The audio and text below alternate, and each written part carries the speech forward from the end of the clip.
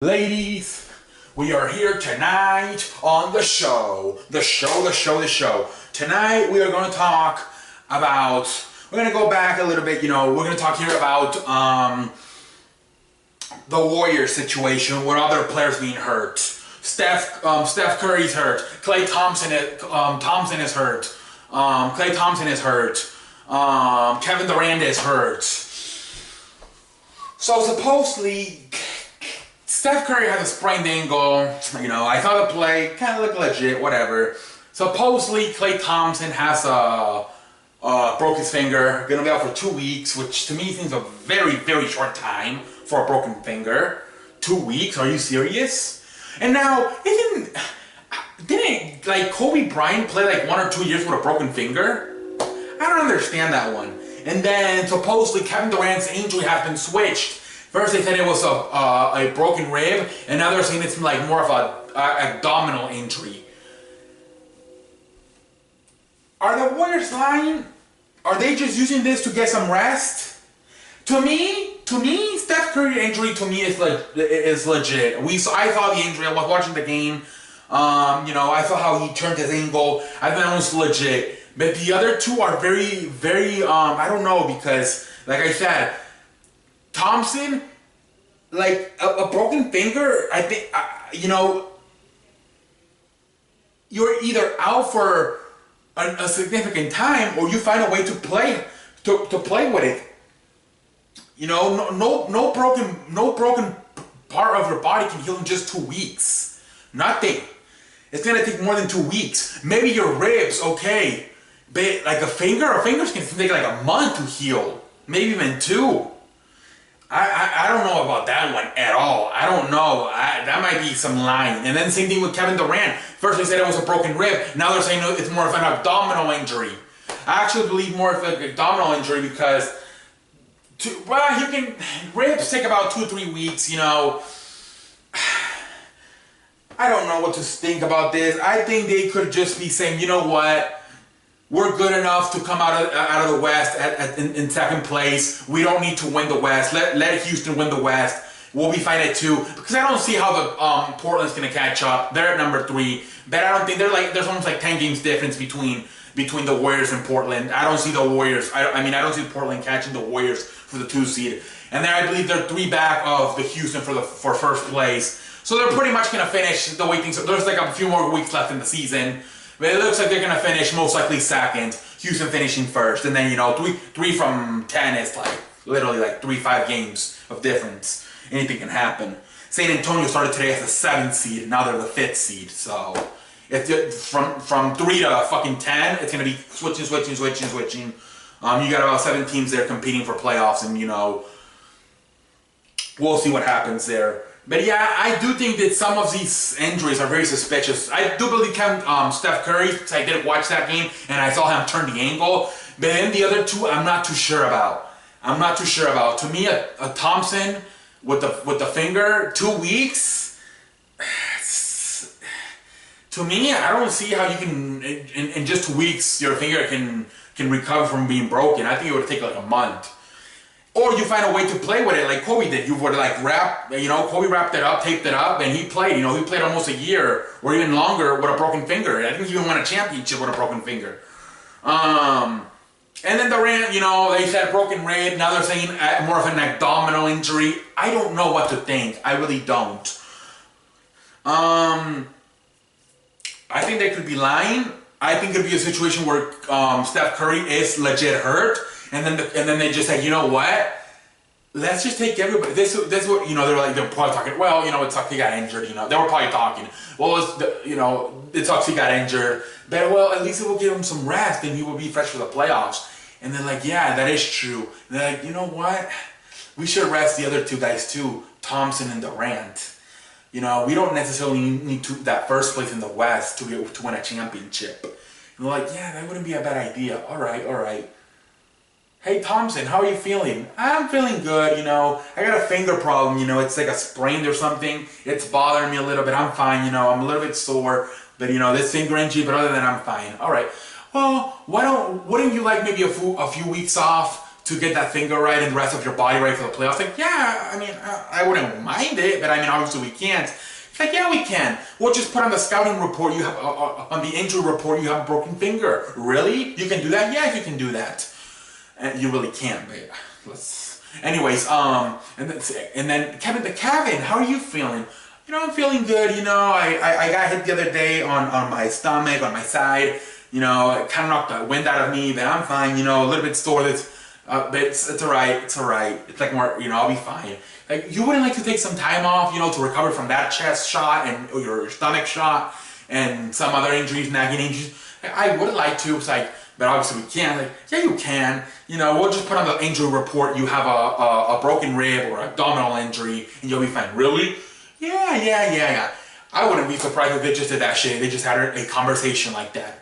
I wouldn't be surprised at all, and it's just fake. I think Steph Curry's real. I think the other two are fake, to be honest. To be honest. That's what I think. Okay. One more thing we need to talk about here on the show. Ty Lue, Cleveland's coach, supposedly is taking a few days off because he's not feeling too good. Are you serious right now? And I'm not trying to be mean to Ty Lue, but I do not believe this at all. I think Ty Lue is tired of this. He is tired, especially of LeBron James. There was a game against the Suns or Portland where LeBron James was yelling at, you know, they were yelling at each other back and forth and timeout. You know, and supposedly, less than a week after that, Ty Lue comes out and says he's not feeling too good and he wants to take some few days off. I think that's not. I think Ty Lue's just tired of. I think he's just tired, sick of everybody. I think that's what it is. He's sick of LeBron James and everybody else. I would not be surprised if that man does not come back next year. And then people are starting to talk. Could they possibly, even though it's March, could they still fire Ty Lue?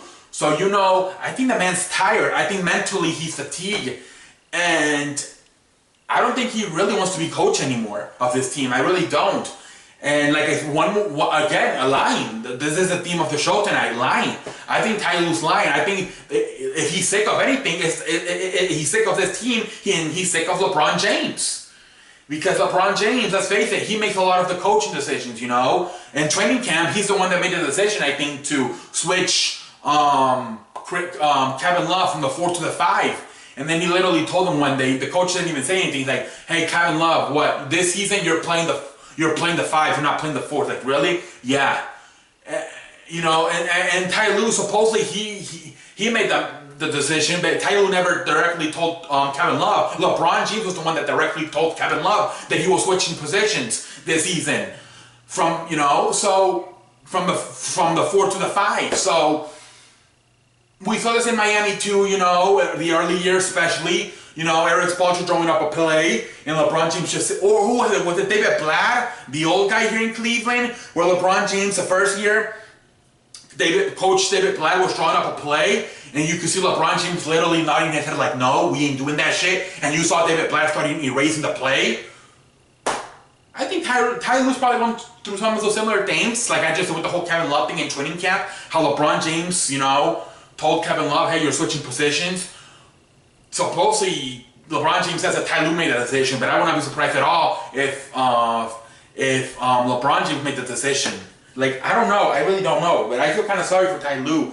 I think he could be making some stuff up here. And if anything, he is sick of LeBron James. I really do. And I like LeBron James. I'm a big fan of him. Tonight had an amazing game. What was it? Like 41 points, 12 assists, 10 rebounds. Amazing player. But he could be hard to coach. He can be hard to coach at times. And sometimes, unfortunately, I think at this point of LeBron James' career, sometimes I think he knows a little bit more than the coaches. When he keeps having the shitty-ass coaches. And I think at times, he does know a little bit more than the coaches, you know? Especially David Blatt, who was coming over from the London League or whatever the fuck he was coming from. So LeBron James does not have good luck of having good coaches. So I don't know. We'll see what happens. I guess I'd say for tonight.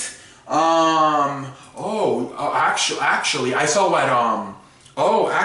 saw what Marty's wife said on the show. Marty's wife, her name is Kay, and she made her appearance on the show last night, or was it a few nights ago? Oh my lord, Marty's a very well-spoken man from what I can see. Ronald's always cursing, he don't give a shit, you know. Bill Patterson also a well-spoken man. Shout out to you, Patterson. Anyways, he's a teacher of the show. I mean, he's the leader of the show. Anyways, the fan base. Anyways, but yeah, Ronald's always like talking, like, you know, foul language, which I do too, you know, who cares. But Marty's always like, he seems like a more well-spoken person, you know. But his wife, oh my lord, he went on him right away. He told him, and I don't know, I don't know Marty's wife, maybe she was just playing around, but he told him, and I quote, Marty, you have better not put money out of my son's college fund on Virginia, and they lost. Otherwise, I hope Virginia has a vagina. Oh my lord. Marty. Marty, you're in trouble, man. You really are. Oh my lord. And Marty's a well-spoken man. And his wife is hardcore. Oh my lord. It's okay, sometimes that happens. But anyways, oh man. Welcome Mrs. K to the show. That's the way to arrive. Bill Patterson, you didn't even arrive you didn't even make your arrival like that. Shout out to Mrs. K, Marty's wife. You talk about starting off with a statement on the C show. That's what I like to see. People making statements right away. Good job. Welcome Mrs. The fuck? K to the show. Man, but yeah, I thought it was funny as hell, and I missed it. I didn't see the comment until after I got filming the show last night. But anyways, let me shut up. The show's over. Shout out to Mrs. K. You're the newest fan of the show. You're the newest fan of the show. Marty, it's okay, man. You just need to get your head out of your ass and stop putting money on teams. Ronald, shout out to you. Continue to help out that marriage. Maybe you can be like the counselor or something. I'm just kidding. I think Marty just needs to, they'll be fine. Marty just needs to stop making stupid decisions. Anyways, and stop drinking. Anyways, what else can I say? Thank you. And until next time, I will see you later.